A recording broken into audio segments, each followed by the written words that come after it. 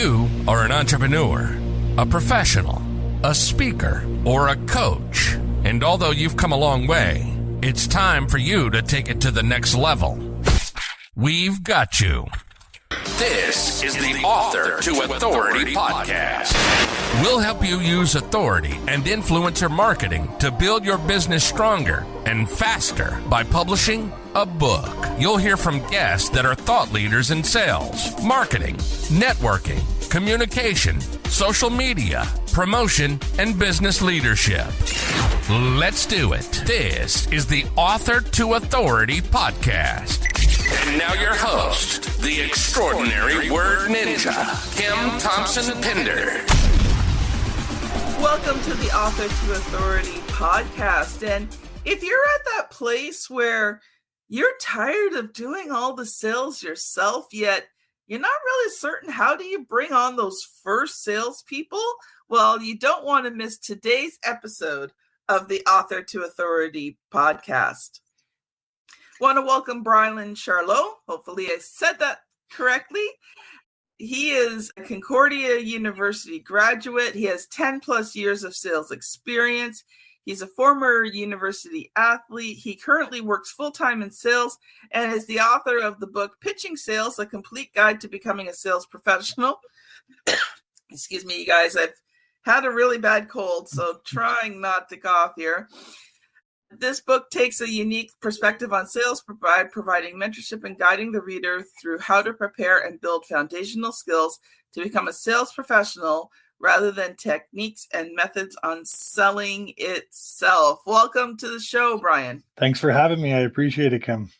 And we are going to talk about your book later on in the show. But, you know, one of the first things when I looked at your profile, because audience, I keep telling you this, if you're a podcast host looking for guests, or if you're guests looking for podcasts, Podmatch is a great place. I'll always say that. Podmatch is a great place. But when I looked at Bryan's profile, I was thinking, man, that's exactly where I'm at right now. Maybe I should have him on the show because then I can learn something about it. But, you know, when you're in that position of not knowing when is it time to bring on that first salesperson. So I would love just give us a brief overview of what we're going to talk about today, and then we'll dive into it. Well, yeah, we can go a number of different directions, but what you're talking about is something every company entrepreneur faces, you know, if they've progressed, you know, properly throughout their business experience. And it's a really difficult decision to make, because for a couple of reasons. One, your company, your entrepreneurship is your baby, right? It's something that you've seen from the infancy stage, and you've done all the work, and your fingerprints are all over this company. And you start to realize that it's becoming a little bit overwhelming, and deciding to bring somebody into that kind of circle of your own can be tough, because for a number of different reasons, and the first one being you're letting go some of the control of that customer experience, that they're seeing somebody else first, hearing somebody else first. Your company is being described through somebody else's words, and that can sometimes cause a disconnect with these new people that are, especially if they are new to business and they don't have that experience, because it's really tough sometimes to bring on an experienced salesperson into a smaller company, because they either have a different expectation. Payment could be different, structures could be different than they're used to if they're from big corporations or companies. So yeah, it's a very difficult spot to find yourself in, and it's a delicate balance between your expectations and their expectations, and bringing them in and working together. And it can be frustrating, but it can also be very rewarding if you do pull it off properly. Well, you just described my situation to a T. You know, I think one of the things you said there, you know, the control, right? Mm-hmm. And I know with my company, RTI Publishing, we only work with very specific people. Like, we have a narrow niche of people that we work with. And, you know, and so one of the things I've thought of is the fact that, you know, I want to bring on a salesperson, but the salesperson has to understand that, final approval for every client or customer goes through me because there's only a specific group of people that we work with. And I'm not willing at this point to go outside the bounds of that because that's what makes RTI publishing special. Right.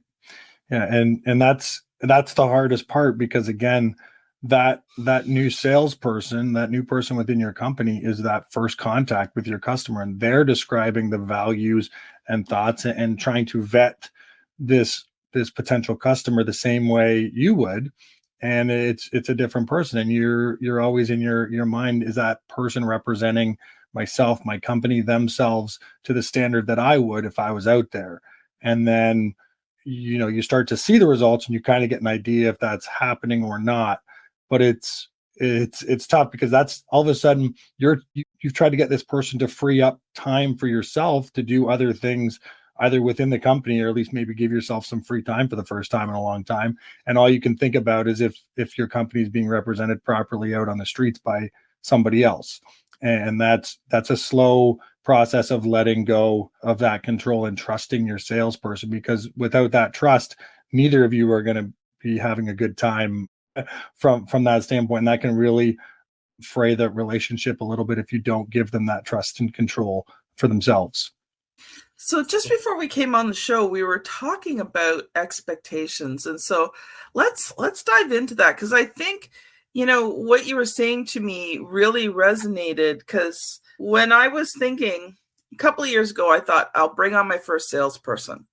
And my expectations was that this salesperson was going to do exactly what I do.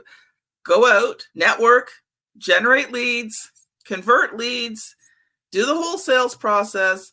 And, then I just come in at the end for final approval. And then when, I started talking to some different people and some experts, they're like, that's not how it works. You have to generate all the leads. And I'm thinking, okay, if I have to generate all the leads, which I'm doing in the first place, and because I generate really good leads, it only takes me one phone call to close them. Why would I hire a salesperson when I've already done 95% of the work and then pay them a hefty percentage? Like, it just doesn't make sense to me. You're thinking it ends up, the expectations being completely backwards to what you were thinking, because you feel like you're doing that work for them. And I don't think you're wrong in terms of your expectations. And being the owner, I guess the good part is you get to anchor that expectation of what that salesperson should be expecting.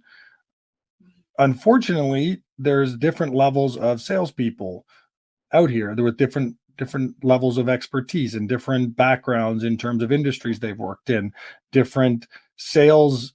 There's so many different types of selling that some people forget about too, if they haven't been through a number of different industries, whether it be cold calling, whether it be door-to-door knocking, whether it be working virtually through social media, through all these types of different ways to creating leads, or if it's actually going out and identifying specific clientele, kind of like what you're talking about, where you're almost bonding a relationship with them as you vet to see if they're part of that, which is a bit of a slower process because it's more niche and it could be a longer sales cycle as you kind of get to know each other. Whereas cold calls can be just boom, boom, phone call, or just blasting out emails, hitting up people's social medias, LinkedIn, things like that. Like, there's so many in today's day and age compared to when people might have started 10, 15 years ago. You're going to get a very different idea. Some salespeople literally sell without talking to people. They like verbally, like they're messaging people. They're like, think of how recruiters can work, where it's just LinkedIn messages and then links to companies. Like, there's just, sales itself has changed so much in the last maybe 10 years, but specifically more in 5. There's a lot more virtual going on instead of face-to-face contact, which changes the dynamic of the relationship with the potential customer and the salesperson and the company themselves. So yes, if you're coming at it from a different expectation than the person that is brought on, there is going to be a misalignment there. And the only way you can really help fix that, if you strongly believe, first off, you have to believe in that salesperson that you bring in. Like, there just might not be a good fit for that. You think that not all salespeople are cut from the same cloth, and that's just the reality of it. And the industries are gonna differ from what they're thinking you might be. And that comes off as you explain to them the values and details of your company, and then how you want them approaching your customers. So at the beginning, you are going to have to hold the hand of your salesperson maybe more than you like, because it's not this instant, well, I got a salesperson, now I can go do what I thought I could do with the time I thought would be freed up. It's actually going to be more time on your hands for that first probably month to 3 months, more than you anticipated. And that salesperson needs that guidance to help, again, readjust that alignment so you are parallel. They need to see you interacting with their customers. They need to see how you go about doing this within your business so that they can kind of mirror those actions. They need to take verbiage from you, the way you describe your company. They need to hear it from you to a customer, and not only new customers, but the customers you're already working with. They need to sit in on meetings, whether it be off to the side, to hear how you're interacting, so they can kind of mirror this and then bring it to themselves. And slowly you can kind of let them, excel off on their own. But the first 3 months is going to be twice as much work before it's less work. And that's something that's hard for business owners to comprehend at the beginning as well. Well, when you're in the situation where you're in a solopreneur type situation, or, you've got freelancing teams and stuff like that, mm-hmm. Onboarding employees is part of your job as the owner. Yeah. And, I have found every time I bring on a new person, sometimes it's 3 to 6 months of, being with that person, holding their hand, not doing the work for them, but, kind of being the 24/7 answer questions, deal with all the problems, the issues, show them how do you deal with all the problems and issues, especially when I bring on a new project manager. That is that's about a year a year, because they have to learn every single system in the company to be able to manage the book projects. So that I can see that, where you need to have that expectation that you've got to show them who you are, what your company is, how does your company work, what are your expectations. And I think, that's having good conversations, right? And discussing the expectations. Now, is there a way of, interviewing people or determining before you hire them whether they're going to be a good fit or not? That can be tough. And it all depends on your experience too. If you've never interviewed somebody beforehand for a company, if you don't have that, if you didn't come from that world, it's going to be a lot different, because everyone's, for the most part, the average person's going to be able to set their best foot forward throughout the interview process.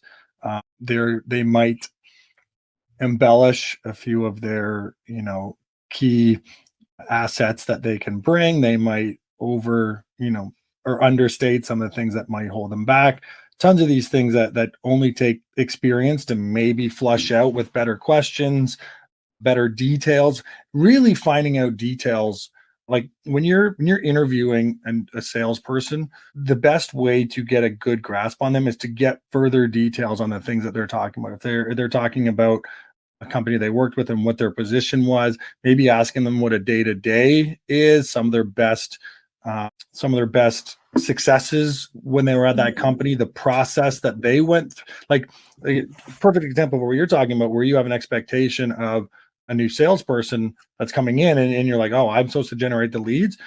A great question ahead of time would be, how are leads generated at your previous company that you were working at? And kind of get those finite details, because if you're talking to a person that really is most likely going to be a right fit, they're going to be able to answer those details. If you're talking to somebody that's maybe a bit wishy-washy, they're trying to embellish a few things that they're talking about, they're going to have difficulties getting into those details and how it worked. And they're going to try to give you more of a broad overview and kind of move you along to the next question, that they just said things that you wanted to hear. And you're like, oh, that sounds great. But really diving into those details is going to help you understand that person's experience level, maybe what you can expect from them, so you don't have that disconnect when you get going. And that's really the only way to do it. And you're just going to get better with time, and you're going to realize those mistakes. It's like anything. You're going to realize it after you maybe hire a few people that didn't work out. You're going to get better and better at that, and then hopefully find that great salesperson that's a great fit for your team. Love it, Bryan. Love it. Audience, normally we take an ad break at this point, and we are going to sort of take an ad break. But when Bryan was talking, it reminded me of one of my really great clients, John P. Davis. He actually wrote a book, How to Hire a Sales Rep. There you go. And in it, he does a deep dive into the interview and how you should never hire a sales rep based on your feelings on whether you like them or not. And he actually does a deep dive into the interview process of a sales rep. So today's ad is if you want to find out more about, the exact interview process. Now, I'm sure Bryan can do a very good job, but obviously I want to give my clients a little bit of love. Yeah. So it's available on Amazon, How to Hire a Sales Rep by John P. Davis. Now, you talked a little bit about asking the questions and, go deeper. And one of the thoughts I had is, when you're bringing on your first salespeople, should there be a trial period, like say a 3 to 6 month trial period where, if it's not working out, they can either leave or, you can gently let them go? Like, would that be something that you would recommend? Yeah, I just wanted to touch on what that little ad break that you had there. I feel like I'm playing from both sides of the playbook because my book mentions about how to prepare for an interview as a new salesperson coming into a company. So maybe we can have some jousting going on between how to hire a salesperson and how to get ready for interviews. So it was perfect timing for that because, if somebody reads my book going into it, they know they better be prepared about that company, about that person that's going to be interviewing them, about the product or service that the person's going to be talking about, so that they vetted the company just as the other person should be vetting the salesperson. But yeah, I thought that was a nice little touch. But yes, I do think that there should be an expectation, but that has to be up front on the person that's interviewing and the person that's making a decision to bring on a salesperson. So that that you don't, ambush that person in 3 to 6 months and say, hey, this just isn't working out. And you can very much just let them, that there is going to be a trial period here to say, hey, you seem like a great candidate. This looks like it's going to be a great fit. Let's, work together for the first 3 months and then let a meeting to discuss if this is a good fit for both of us so that we can kind of air out all of the details that we're seeing from one end to the other and really build up that trust within that 3 to 6 months to ensure that that they're open with you so that it isn't just this thing that comes to a head meeting. Like you really have to have good communication with that salesperson. And if it's at the beginning, just there's going to be some clashes, like because you're both new to this scenario. So you really have to gain that trust with them that they can be open with you and the struggles and problems that they may be seeing or the expectations that aren't being met on their end and grow from there. So it's not all just comes to a head at one meeting. But I do think that there should be an expectation to say this isn't working out and they should be okay with that and maybe explain why and based on what you said, but you can't just kind of have this wishy-washy come on in and then in 3 to 6 months be like, well, you weren't doing this, you weren't doing that, you weren't doing this. And the person's like, I didn't know I was supposed to do that. So yes, you can do that, but it's really got to be open between the two of you. And then I think it's more than fair to exit if it's not working or say, hey, you know what, this does seem to be picking up steam. We're growing and doing better in the last month or so. And then you just build up for the next 3 to 6 months. So when it comes to bringing on that first salesperson, what should be some of the expectations in terms of their sales? Because, obviously they've got to learn your systems, they've got to learn your niche. There's a lot that they've got to learn. Now, obviously, if they've been doing it a long time, it shouldn't take them too long. But if they're newer to sales, it's going to take them longer. Mm-hmm. But, if you're providing them with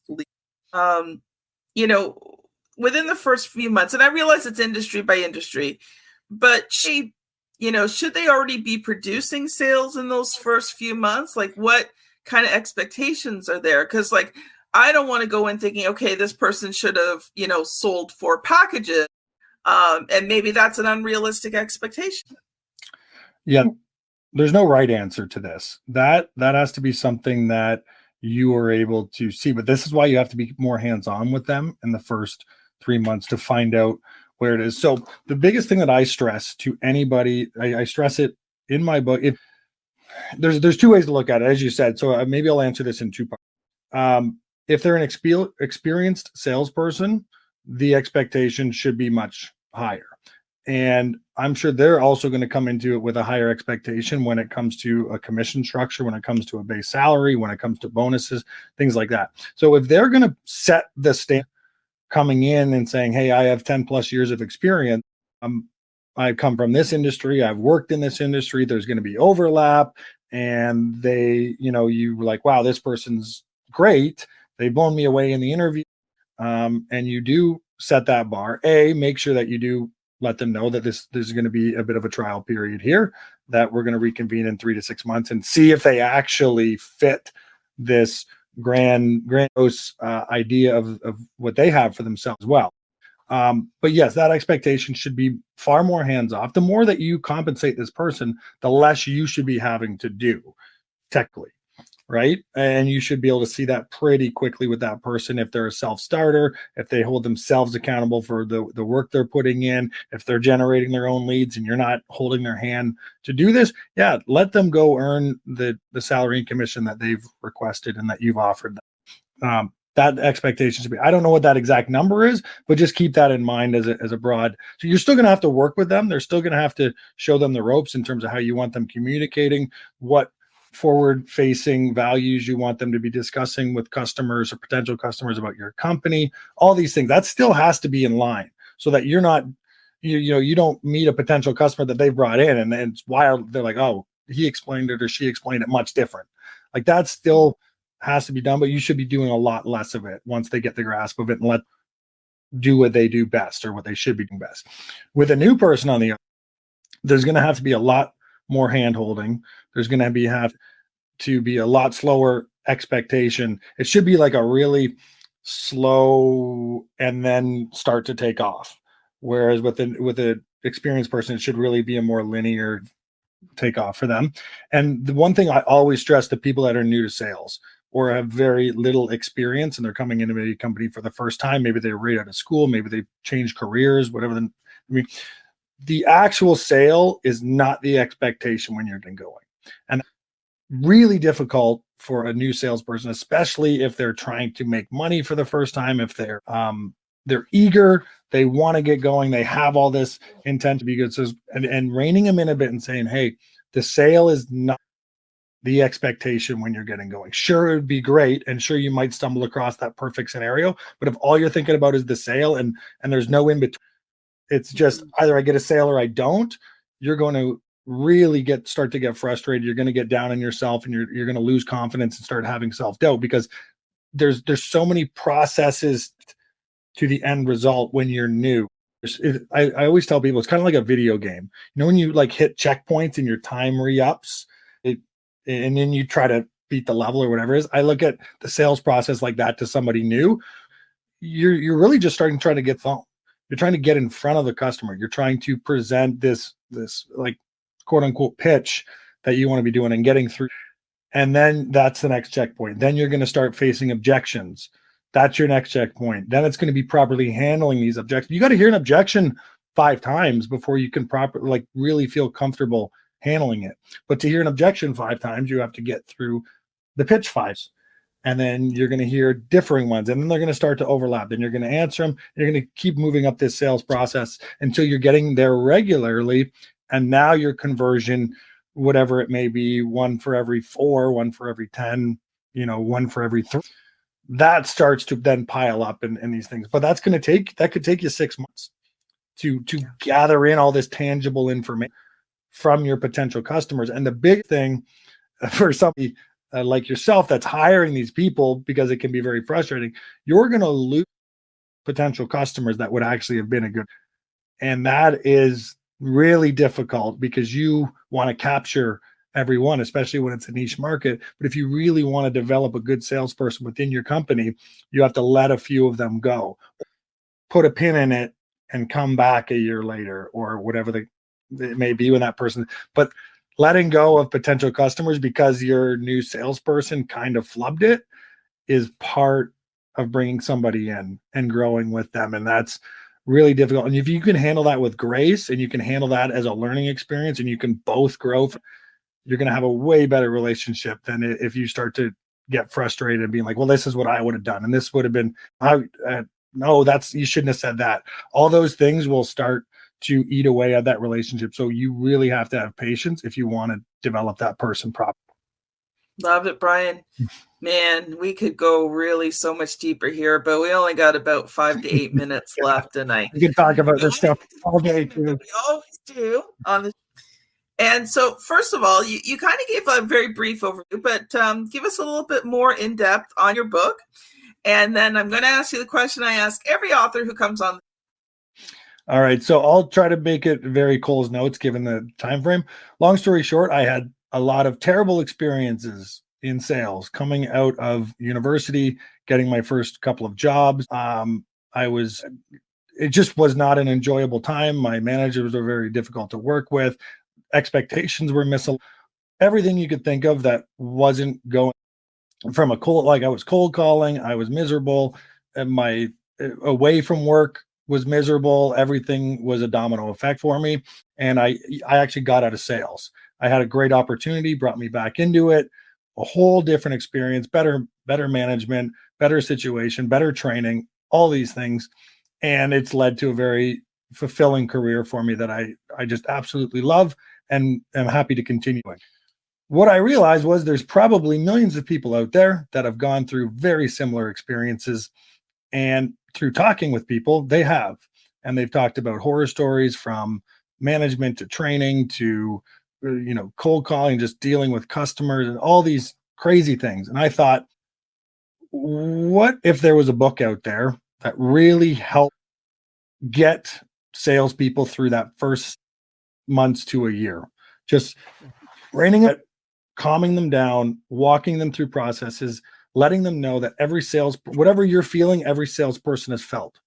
Everything you're gone through, whether if you think it's just you that's gone through it and you can't believe it, it's not just you. Every single person's gone through it. So what if I could wrap that all up in a book and help guide you through that first year till you kind of get over that proverbial. And then I also at the end of it set them up on, okay, if you've got over this hump, here's what you can do next. Take it from here. And I can just help you for that 6 months and prep you. And you can be open to this wonderful career without getting, gone through the same rigors that I went through and every other person went through. So that's why I wrote it. And that's what the intention is. Love it. Love it. All right. Are you ready, Bryan?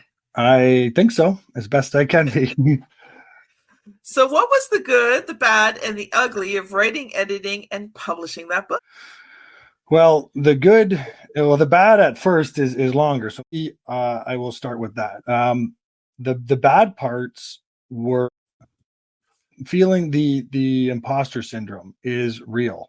I have never felt smaller or less educated or less like the second I hit publish.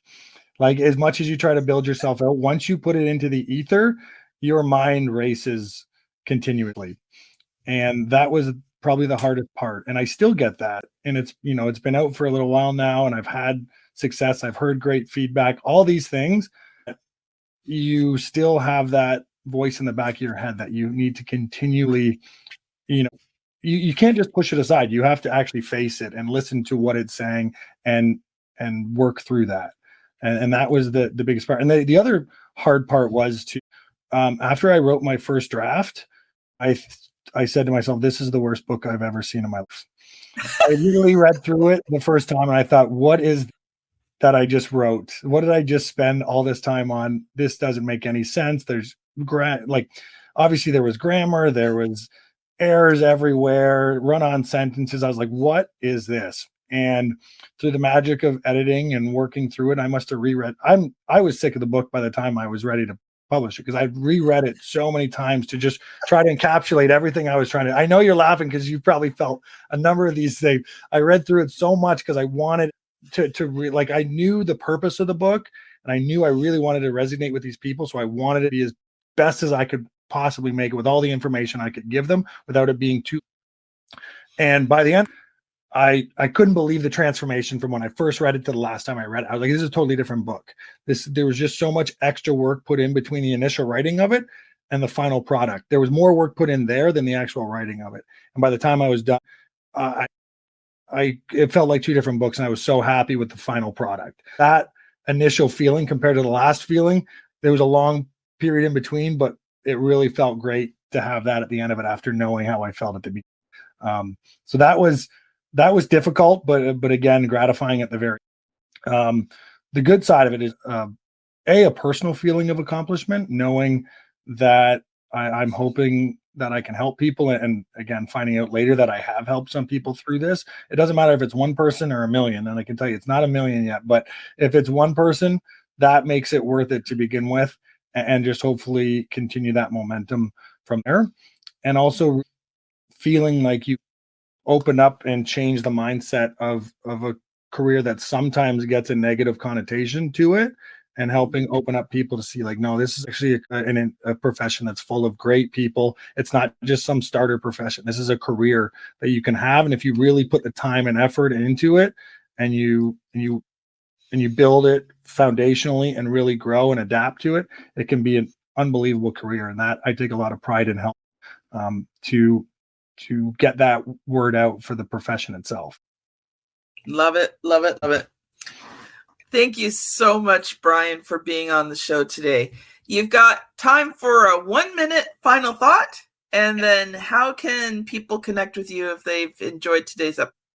1-minute final thought, especially if there's people out there, really just take in the patience you need to have, especially if you are bringing on somebody new to sales, and really aligning those expectations with them, because as frustrating as it is for you, it's just as frustrating for the salesperson that is out there that felt that they can contribute to your company as well. It's very unlikely that person is just trying to come in and get a paycheck and not care about your company, especially if it's a smaller one. They are genuinely trying to help. And if you can work, I promise you that bringing on that person, eventually that time you spend with them will allow you more free time to focus on your business elsewhere. But just be patient with them. And because I know the feeling, they know the feeling, you probably know the feeling. It's just been a while for you. So just keep that in mind. And then in terms of where to find, like I said, you can reach out, and the book's on Amazon, it's on Audible. That's how I do my listening. So that's why it was important for me to put it on Audible to do it. And then you can go to pitchingsalesconsulting.com if you want to reach out. And then on social media, I run it myself. So just, it's me that answers all these questions. So if you do want to reach out, or if you have any questions, you speak directly to me, and I'll do everything I can to help you out. That's what I'm here for. That's why I did all of this. So that's what I'm trying to do. Thank you so much, Bryan. It's been such a wonderful, enjoyable conversation today. Well, audience, you know what's next. If you're already at this point and you're wondering where do you go to next, up on the screen here, if you're watching on YouTube, you're going to see a thumbnail. My daughter has put it somewhere here on the screen for me, and it'll be episode 427, Selling from the Heart, with my dear clients, Larry Levine and Daryl Amy. If you're on your podcast app, you are going to be scanning back quite a bit, probably close to 80 or so episodes back. So you're going to get that finger going. But I promise you another great episode on, being a sales professional and how do you sell in a way that is authentic and true to you and allowing you to be your best self. Have a great day, everyone. And we will see you on the very next episode. Bye now. You've been listening to the Author to Authority podcast. The extraordinary word ninja, Kim Thompson Pinder, has helped over 200 entrepreneurs, professionals, speakers, and coaches write and publish their books that have become incredible marketing tools for their business. And many of those have gone on to become Amazon best-selling authors and have used their books to land high-level clients and get on big stages. We hope you've enjoyed the show. Make sure to like, rate, and review. And we'll be back soon. But in the meantime, hit the website at www.authortoauthoritypodcast.com. See you next time.